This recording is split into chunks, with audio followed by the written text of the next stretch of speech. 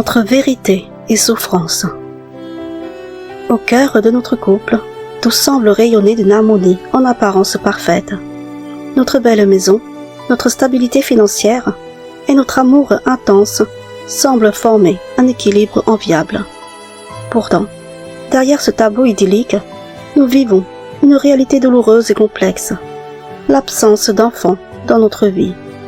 C'est une lacune qui nous plonge dans un abîme d'émotions contradictoires, oscillant entre espoir et déception, souffrance et tragédie. Je vais vous raconter mon histoire, une quête d'épanouissement familial marquée par les hauts et les bas de l'existence. Lors de mes années universitaires, j'ai fait la rencontre de l'amour de ma vie, Lisa. Un lien indescriptible s'est tissé entre nous, et 5 ans plus tard, nous nous sommes mariés.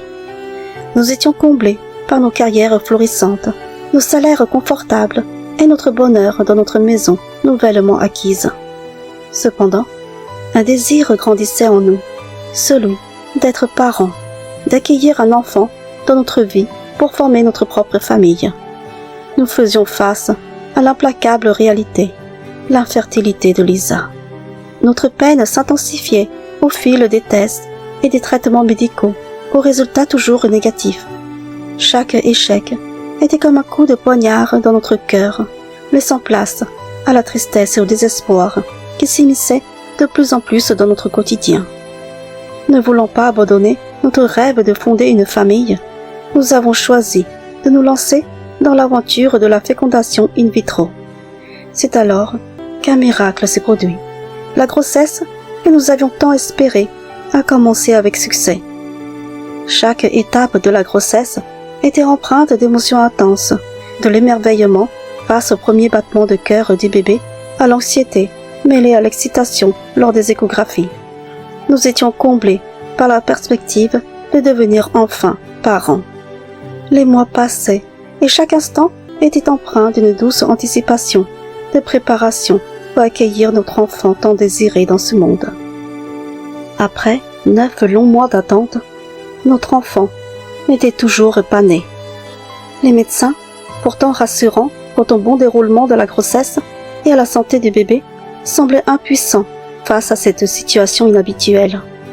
Lisa faisait parfois face à des contractions, mais chaque fois que nous nous rendions à l'hôpital, nous étions renvoyés chez nous.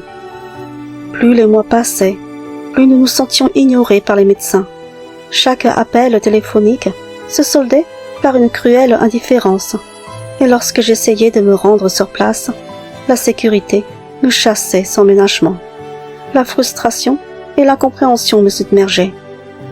J'ai même franchi le pas d'aller consulter un avocat, espérant trouver des réponses, des solutions. Je lui exposai notre désarroi, lui expliquant que cela faisait désormais plus d'1 an que ma femme portait notre enfant sans qu'il ne voie le jour, et que cela ne pouvait être normal. J'étais convaincue que les médecins nous cachaient des vérités importantes. Cependant, l'avocat m'a dissuadé de porter plainte contre l'hôpital. Il m'a prévenu que nous serions perdants, laissant s'évanouir tout espoir de justice face à cette situation inexplicable. Chaque soir, je rejoignais Lisa dans la chambre que nous avions préparée avec tant d'amour pour notre bébé à venir.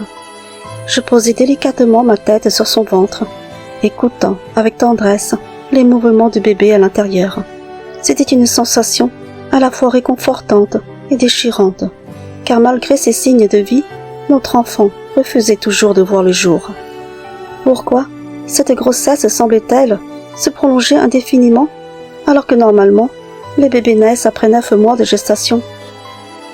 Un soir, rempli d'espoir et de joie, à l'idée d'acheter un nouveau jouet pour notre futur bébé, je pris la route. Mais un accident de voiture m'arracha brutalement à la réalité. Quand j'ai repris connaissance à l'hôpital, ma sœur était à mes côtés, son visage marqué par une profonde tristesse. Elle m'expliqua, douloureusement, que j'avais conduit en état d'ivresse, mettant ma vie et celle des autres en danger. J'avais eu la chance de survivre à cet accident. Après ma convalescence, ma sœur vint me chercher à l'hôpital pour m'emmener chez elle. Elle avait déjà récupéré quelques-unes de mes affaires chez moi et souhaitait que je reste chez elle avec mon beau-frère jusqu'à ce que je me rétablisse complètement. En entrant dans la chambre qu'elle avait préparée pour moi, je découvris Lisa, allongée sur le lit. Mon cœur se serra et les émotions m'envahirent alors que ma sœur me prit dans ses bras, éclatant en sanglots. Elle me dit, d'une voix brisée, « S'il te plaît, arrête de mettre la photo de Lisa sur tes oreillers. Ne te berce pas de l'illusion qu'elle est toujours là. Tu as besoin d'aide. Tu dois te faire soigner. Tu ne peux pas continuer comme ça. » Soudainement, tout me revint en mémoire. Les larmes commencèrent à couler et ma peine refit surface. Il était difficile de faire face à l'absence de Lisa, qui avait été ma raison de vivre. Et en imaginant qu'elle était toujours à mes côtés, je cherchais vainement à apaiser ma douleur. Ma sœur avait raison. Je devais accepter de chercher de l'aide et de faire face à cette réalité déchirante. Ma femme, Lisa, était décédée tragiquement à 7 mois de grossesse, fauchée par une voiture alors qu'elle était sortie un soir pour aller à la pharmacie. La douleur de cette perte était incommensurable, rendant chaque jour plus difficile à supporter. La vie avait été si injuste avec nous, nous privant de notre bonheur naissant, d'une famille tant désirée. L'enquête sur l'accident avait été lancée, mais le coupable avait pris la fuite, laissant derrière lui un drame sans nom. La police suspectait une voiture de couleur verte, mais malgré leurs efforts, ils n'avaient jamais réussi à retrouver le conducteur responsable de cette tragédie. Grâce aux mots douloureux de ma sœur, j'ai réalisé que je ne pouvais plus fuir cette réalité. J'avais besoin de soutien, de me faire aider à surmonter cette épreuve insurmontable. J'ai alors cherché de l'aide auprès de divers spécialistes, psychothérapeutes, psychiatres, psychologues. Chacune de ces rencontres fut un voyage émotionnel tumultueux, mais peu à peu, j'ai commencé à entrevoir une lueur d'espoir et à penser les blessures de mon âme. Au fil des séances, ces professionnels de la santé mentale m'ont aidé à démêler les chevaux complexes de mes émotions, la tristesse, la colère, la culpabilité et l'acceptation se mêlaient dans une danse tumultueuse. Mais j'ai finalement réussi à tourner la page et à entrevoir une nouvelle perspective sur la vie. 1 an s'était écoulé, 1 an de douleur et de reconstruction. J'ai lentement retrouvé la force de reprendre le cours de ma vie. Reprendre le travail fut un défi, mais cela m'a permis de reprendre pied dans la réalité. J'ai choisi de faire face à l'avenir avec courage et détermination. La décision de commencer une nouvelle vie et de faire de nouvelles rencontres n'a pas été prise à la légère. C'était une étape essentielle de mon processus de guérison. Après avoir traversé une période sombre, j'ai pris la décision de m'inscrire sur un site de rencontres, cherchant une lueur d'espoir dans cette nouvelle aventure. C'est là que j'ai fait la rencontre de Marlène, une femme divorcée au charme indéniable. Dès nos premiers échanges, j'ai été captivée par sa simplicité et son humour, qui apportait un baume réconfortant à mon cœur meurtri. Au fil de nos rendez-vous, nous avons découvert que nos vies avaient été marquées par des expériences douloureuses, des épreuves qui semblaient nous avoir conduits inéluctablement l'un vers l'autre. Chaque instant passé en sa compagnie était précieux, et notre relation prenait une tournure de plus en plus sérieuse. Marlène se livrait souvent à moi, partageant les souffrances de son passé avec son ex-mari. Elle avait cette façon unique de m'écouter et de me soutenir dans chacun de mes récits.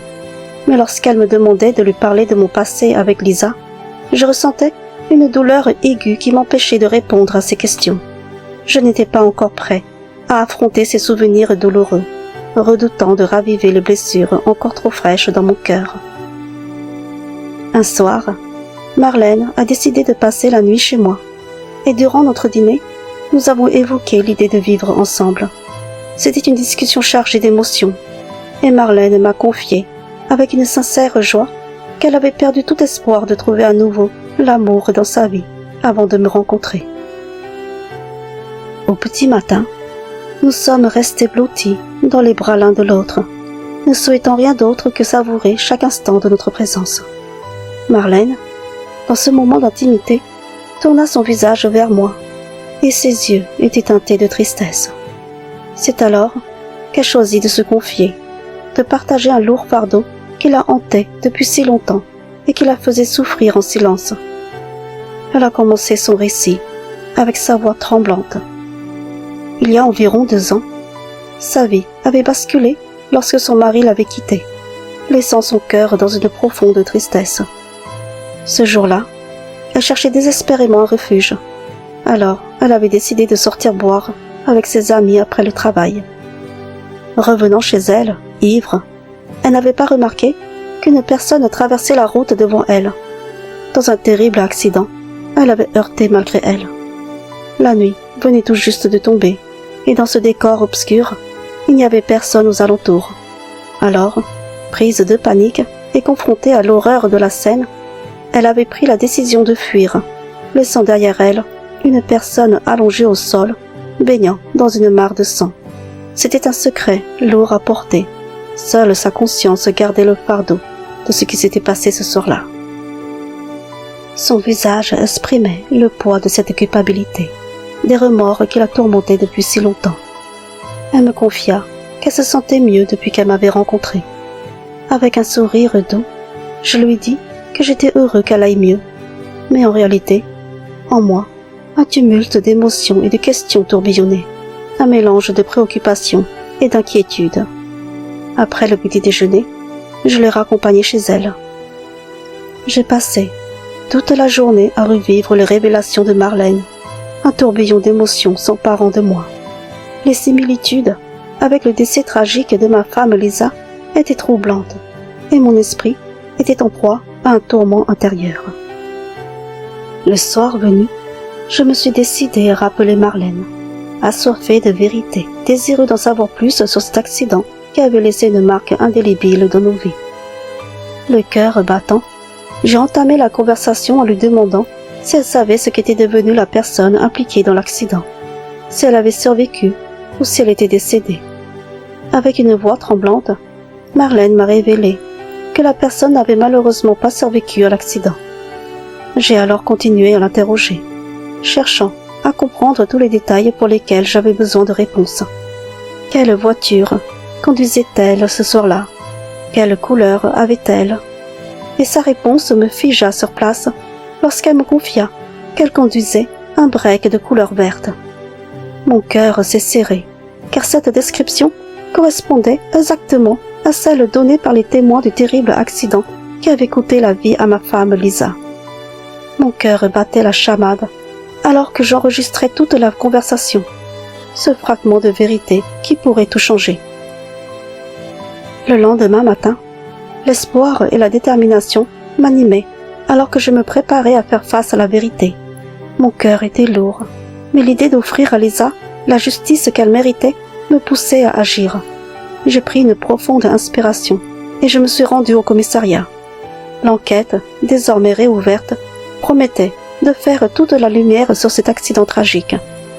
Quand j'ai appris que Marlène avait été arrêtée, c'était à la fois un déchirement pour Marlène, mais aussi un soulagement, car la vérité éclatait enfin, et Lisa pourrait enfin reposer en paix.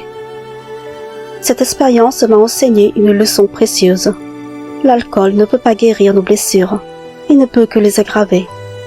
Trop souvent, face à l'adversité, nous sommes tentés de nous réfugier dans l'alcool, en espérant noyer nos peines. Mais la vérité est que l'alcool ne résout rien. Il n'efface pas nos douleurs, il ne fait que les étouffer temporairement. L'alcool peut conduire à des conséquences tragiques et irréversibles. Cela peut coûter des vies, la nôtre ou celle des autres. Ce que j'ai compris, en étant moi-même passé par là, c'est que nous devons faire face à nos démons, à nos blessures, et les affronter de front. La véritable guérison réside dans notre capacité à faire face à nos émotions, à chercher de soutien et à embrasser la vie avec sobriété et courage. Aujourd'hui, malgré les difficultés que la vie peut nous imposer, je vais avancer, en embrassant chaque moment, chaque émotion, et en vivant ma vie pleinement, sans l'alcool comme béquille.